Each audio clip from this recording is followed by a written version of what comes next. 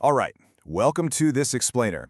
We are jumping straight into an ancient narrative today that is just absolutely packed with supreme dedication, unbelievable battles, and a concept that honestly sounds strikingly modern, mutually assured destruction. We're stepping right into the epic world of the Mahabharata. Now, our focus today is Arjuna's divine trial for the ultimate weapon. We're going to explore exactly how far one warrior will go to attain absolute power, and more importantly, the terrifying responsibility that comes along with it. So let's dive right into this mystery. The story kicks off with King Yudhishthira, and he is just in total awe interrogating his brother, Arjuna. You see, Arjuna has just returned from a really long absence, but he's not exhausted, he's not broken. Instead, he's suddenly wielding literal godlike powers. And Yudhishthira asks him, "How didst thou pass this period in heaven, and how hast thou obtained the weapons?" It's such a perfect setup, right? I mean, imagine seeing someone you know suddenly possessing the power to crack the sky open. You'd want to know exactly what on earth they did to get it. Well, Arjuna's answer takes us on one incredibly wild journey. To answer that, we have to start with extreme isolation.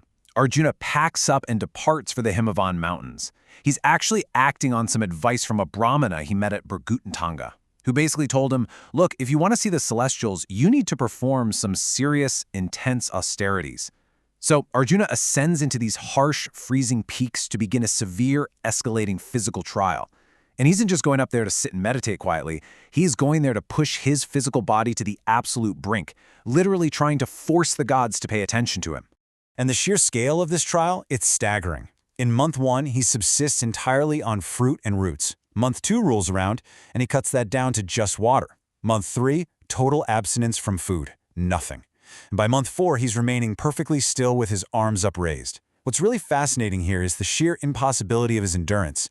I mean, despite complete starvation and exposure to the brutal elements, the text miraculously notes that he doesn't lose a single ounce of strength. It's like his inner warrior's resolve is literally sustaining his physical form. But then, the intense quiet of his meditation is suddenly shattered on the first day of the 5th month. Boom! A frightful, monstrous boar appears out of nowhere, tearing up the earth and stomping the ground.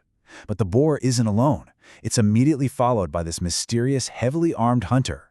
Arjuna, acting on pure warrior instinct, grabs his bow and shoots the terrifying boar. But at the exact same time, the hunter strikes the very same animal.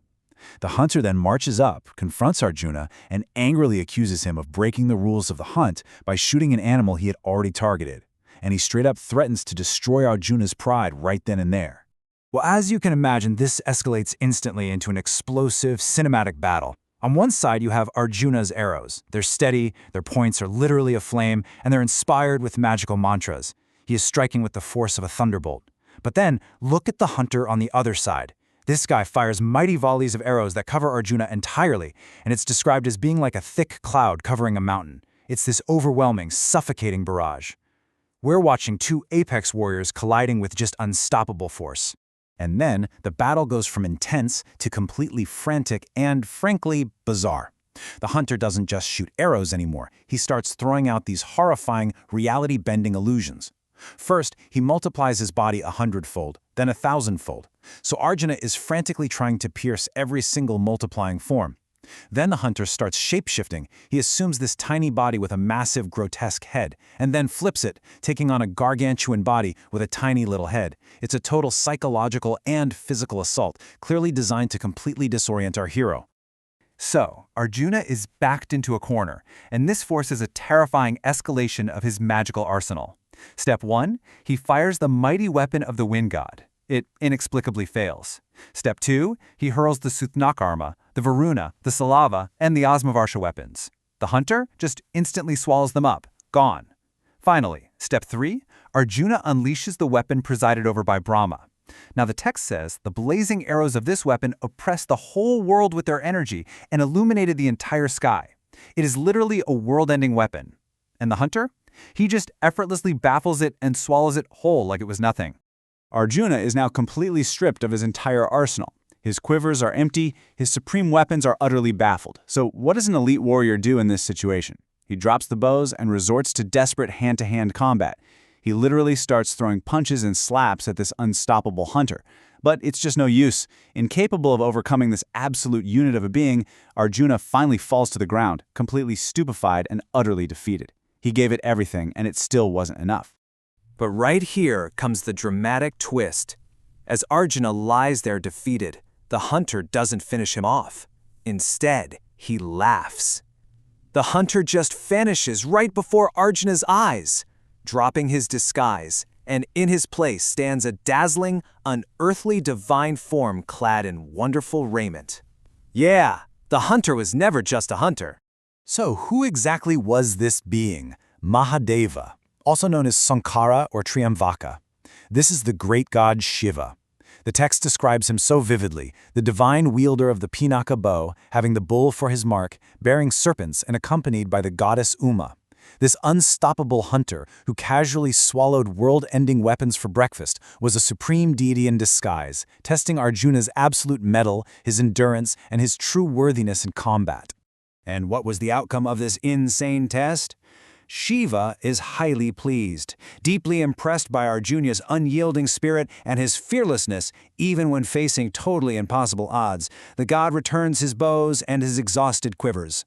Furthermore, Shiva offers Arjuna a reward for his supreme dedication. He offers to grant him any boon, literally any desire in his heart, with just one single exception: he cannot ask for immortality. Arjuna, who is just completely focused on his mission and his overarching duty as a warrior, asks for the weapons of the god, and he is granted his desire, the mighty Pasupata. This is a celestial weapon of resistless force. The text heavily emphasizes that it is capable of baffling all other weapons, destructive of all foes, and is an unrivaled force that's unbearable even by the celestials and demons. Arjuna has finally attained the ultimate power he spent 5 grueling months starving himself in the mountains for. But, as you might guess, with this ultimate power comes an apocalyptic condition. Shiva leaves him with this incredibly chilling warning: this must never be hurled at mortals. If discharged at any person of small energy, it would consume the universe. Really think about the weight of those words. Shiva is handing over a literal weapon of mass destruction. He specifically warns Arjuna that he must only use it if completely hard-pressed, when all other weapons have completely failed. This ancient myth brilliantly frames a really profound lesson on the grave, terrifying responsibility of holding absolute power. It's not just about having the strength to wield it, it's about having the wisdom to hold it back. And that leaves us with a profound, provocative thought to end on today. If you were granted a power that could consume the universe, would you possess the supreme restraint to never use it? This story tells us, loud and clear, that the ultimate test of worthiness isn't just the physical endurance to obtain power, but the ironclad discipline required to withhold it. Thank you so much for joining me on this explainer. Keep questioning, keep learning, and I'll catch you in the next one.